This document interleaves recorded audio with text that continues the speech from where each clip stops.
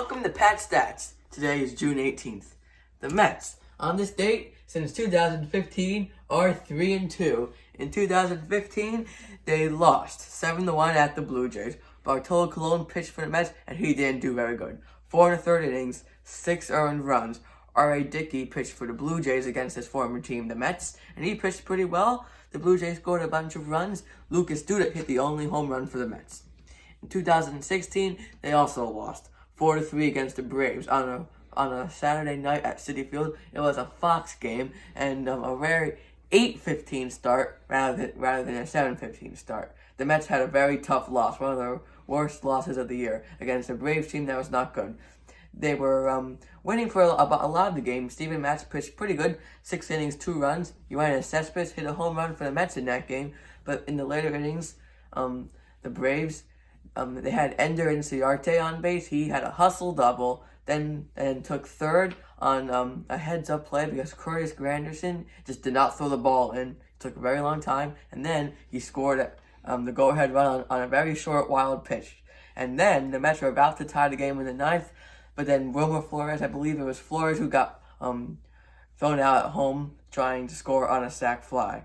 The Mets just did not a great game for the Mets. But in 2017, 18, and 19, it was better.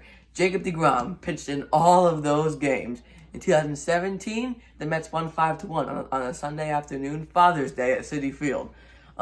Jacob deGrom pitched very well. No earned runs over 8 innings of work, and he hit his first Major League home run. The Mets won 5-1. In 2018, he pitched extremely well. Even though he was at Coors Field, a hitter's ballpark, he did pretty good against the Rockies.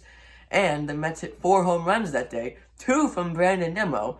Nimmo hit a leadoff inside the park home run. It took a weird bounce off the right field wall, and he was able to circle the bases. In the later innings, he also hit another home run, a normal home run.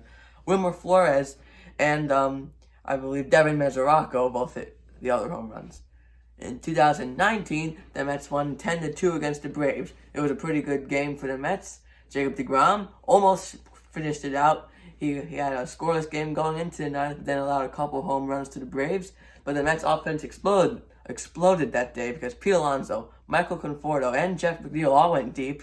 The Mets won 10-2. And as for current news, the two sides still trying to negotiate a deal without it getting too ugly, if that hasn't happened already.